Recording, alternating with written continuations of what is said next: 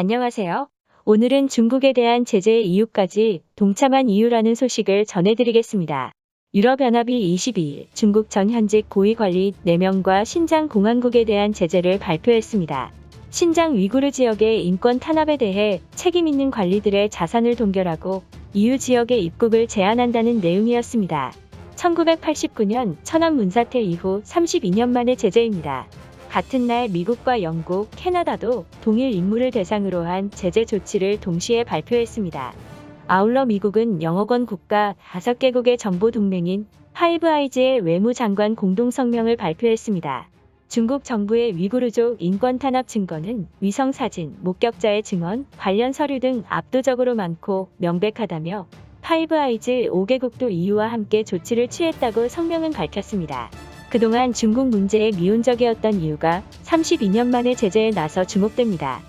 여기에 파이브 아이즈 국가 중 유일하게 중국과 대립각을 세우지 않고 위구르 문제에 대해 입장 표명을 자제해왔던 뉴질랜드도 공동 명의에 동참했습니다.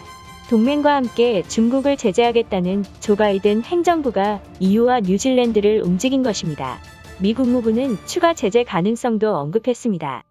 EU는 중국과의 교역을 고려해 아직 관계가 틀어지기를 바라지는 않지만 그럼에도 이번 조치를 취했습니다. EU의 태도 변화는 이미 예고됐다는 분석도 나옵니다. 2003년부터 중국과 전략적 파트너 관계를 유지해오던 EU는 2010년대 후반부터 불만의 조짐을 보여왔으며 2019년 EU 최고위급 인사들이 작성한 중국 전략 문서에서 중국을 공개 비판했고 2020년 코로나19 확산으로 중국에 대한 비판적 자세를 선명히 드러냈습니다. 이미 중국을 예의주시하던 차에 미국이 깃발을 들자 변화 조짐을 보이고 있다고 보여집니다. 미국과 중국의 알래스카 고위급 회담이 충돌 속에 끝낸 뒤 미국과 중국은 각각 동맹국을 총동원하고 있습니다. EU는 특히 블링컨 장관의 유럽 방문과 나토 장관급 회담을 앞두고 제재 조치를 전격 발표했습니다. 미 고위 당국자는 중국 문제와 관련해 유럽 국가들과 매일 접촉하고 있다고 로이터 통신과의 인터뷰에서 밝혔습니다. 중국도 가만히 있지 않았습니다.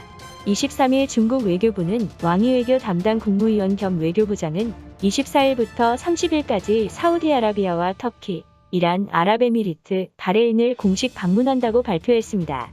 중동은 미국과 에너지 안보 등 민감한 현안이 교차하는 지역입니다. 특히 이란은 미국과 핵 문제로 대립각을 세우고 있습니다. 중국과 러시아의 밀착도 심상치 않습니다. 이날 왕이 외교부장은 중국 방문 중인 러시아 세르게이 라브로프 외무장관과 함께 서방 세계 등 다른 나라들이 인권 문제를 정치화하거나 이를 이유로 국내 문제에 간섭하지 말아야 한다는 공동 성명을 발표했습니다. 오늘의 추천 영상은 중국 공산당 인공지능 AI 논문 중국이 미국을 초월했다입니다. 감사합니다.